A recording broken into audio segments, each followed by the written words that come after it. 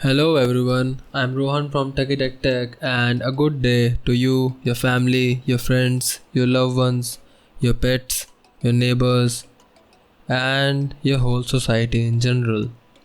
Today, I'd like to talk about the iPhone XS Max and how good or bad of a smartphone it is in 2020. After the revolutionary new design of the iPhone X in 2017, many fans of the plus-sized iPhones were disappointed because of the lack of a bigger size option. The iPhone XS Max next year was the answer to all these fans in what was definitely the most power-packed, top-spec'd and expensive iPhone to date. Well, it has been 1.5 years now, and the XS Max will be 2 years old come September.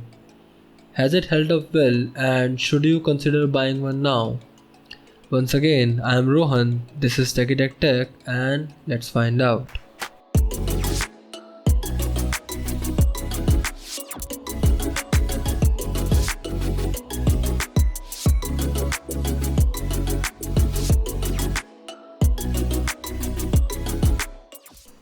To start off, let's talk about my favorite thing about the iPhone XS Max and pretty much any other premium iPhone in the past 2 years: the stainless steel frame. I've had this iPhone XS Max since it went on sale, and inevitably I have dropped it many times with or without a case, but the stainless steel frame has held up brilliantly. Let alone dents, there aren't even many significant micro scratches. It is also very heavy, which gives a feeling of dense luxury to the device. What hasn't fared so well in my usage is the front and back glass. Over time, they accumulate a lot of tiny micro scratches, so if you're looking to buy one or already have one, don't make my mistakes and invest in a proper, good screen protector. Moving on, the display on the iPhone XS Max is beautiful. Apple's color science is on point and the display is as good as it gets for multimedia, reading books, browsing the web, and gaming. Compared to Samsung's highly saturated panels, the iPhones have a bit of a toned down natural vibe to them, which I really like. Unfortunately, the XS Max, like its successor, has a 60Hz display, which is a pity but doesn't feel as bad because of the smoothness of the software and the high touch sampling rate. There is a big bad notch on the top which houses all the sensor setup for Apple's secure Face Unlock Face ID. Again, compared to Android smartphones, the huge notch is somewhat of a Stone Age artifact, but if you're in the market for an iPhone, you will have to live with the notch no matter which iPhone you pick. Coming back to Face ID, I hated it initially on the iPhone X, but I have gotten used to it and I personally don't mind or miss having fingerprint unlock. Face ID is plenty secure and the working is as seamless as picking up your phone and just swiping up without worrying about any kind of screen lock. It works flawlessly in the dark too, which again is a major advantage. Initially, I was Team Touch ID, but over time, I think I have started preferring Face ID more. Talking about the software and performance, the iPhone XS Max recently got the iOS 13 software update and has been flying ever since. I remember back in the iPhone 6 and 6s days when people were skeptical of newer software updates, fearing that these updates would slow the iPhone down. Well, that has changed drastically and the iPhone XS Max flies on iOS 13. Gaming is smooth and flawless, intensive apps run without breaking a sweat, and all the elements of the UI run in coherence with each other to provide an excellent, very well put together experience. Many popular games like PUBG and Fortnite run shockingly better on the iPhone XS Max compared to even newer, more expensive 2020 Android flagship phones. Now, there are a few annoyances with iOS, like the lack of any customization whatsoever, the notification system, etc., but they are mostly subjective and depend purely on the customer's own preferences, and so we will not take a deep dive into that. Another thing I would like to talk about is software updates. Now, this is a horn which has been touted many times, but I'd like to repeat it just because of how awesome it is.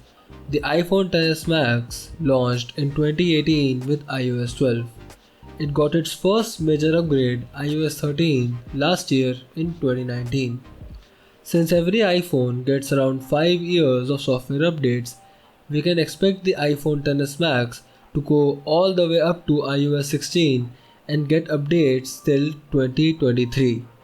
This is crazy because I cannot say the same thing with as much confidence about the Samsung S20 Ultra, which is Samsung's $1,400 2020 flagship.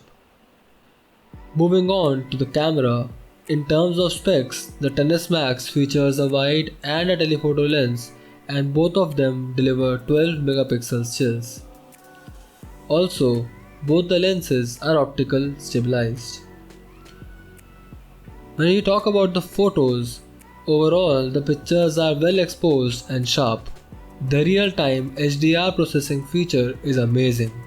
The sensors deliver excellent dynamic range and handle highlights and shadows really well even in challenging environments.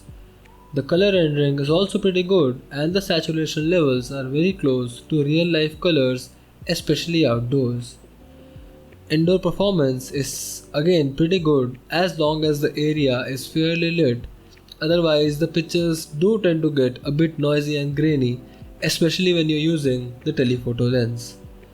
The low light performance is okayish for 2020 standards, and it just adds salt to the wound when you see that there is no dedicated night mode.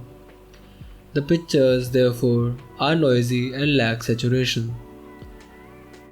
Talking about the front camera, it actually performs really well, better than the average flagship smartphone when it comes to clicking selfies and usual video calls. Now talking about the videography on the iPhone XS Max, as a lot of you might know, iPhones are still at the top when it comes to shooting videos on any smartphone. The 4K recording at 60 fps delivers exceptional video quality. The footage is very well exposed with balanced colors. There is no focus hunting either. The 4K at 30 fps takes it up a notch with much better dynamic range and reduced rolling shutter effect. The low light footage is fairly usable but gets too noisy and grainy in badly lit areas.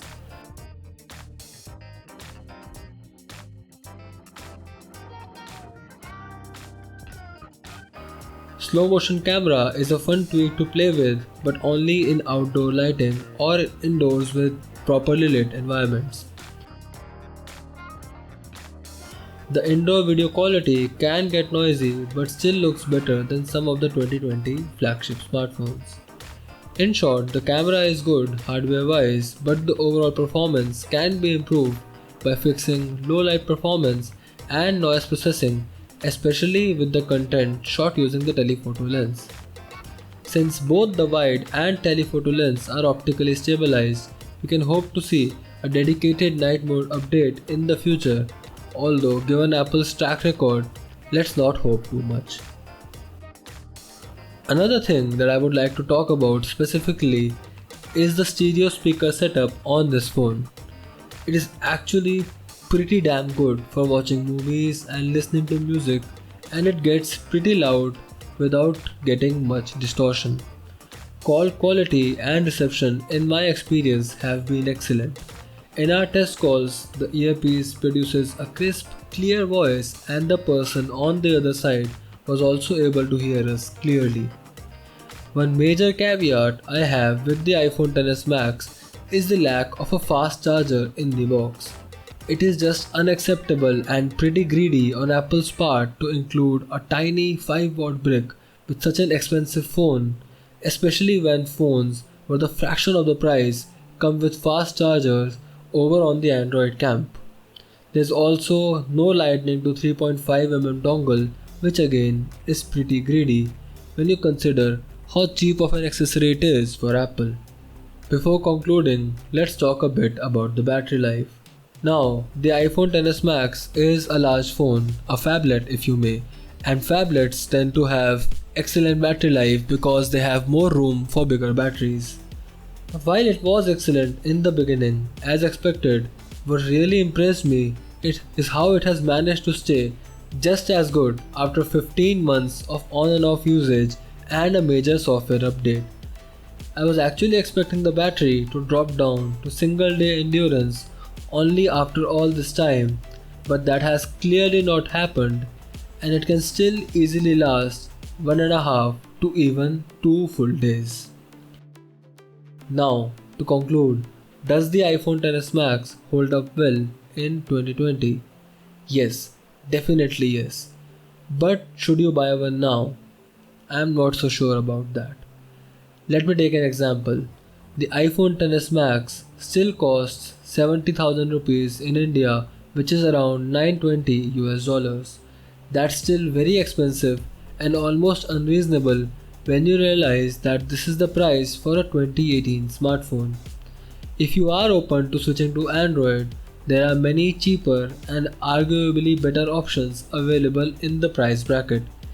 If you have to stick to iOS, you can get an iPhone 11 for cheaper, which in itself is a very good phone.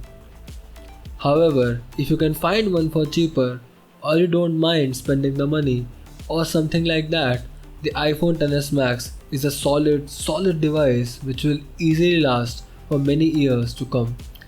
It is a joy to use in 2020 and still one of my favorite iPhone designs. In fact, if I were to use the iPhone XS Max exclusively from now on, I honestly wouldn't hesitate. If you have any queries or discussions or rants, please use the comment section below. I'll be replying to everyone. Please like, share and subscribe. This has been Rohan from TechieTechTech. I hope this video helped you and I hope to see you in the next video. Bye.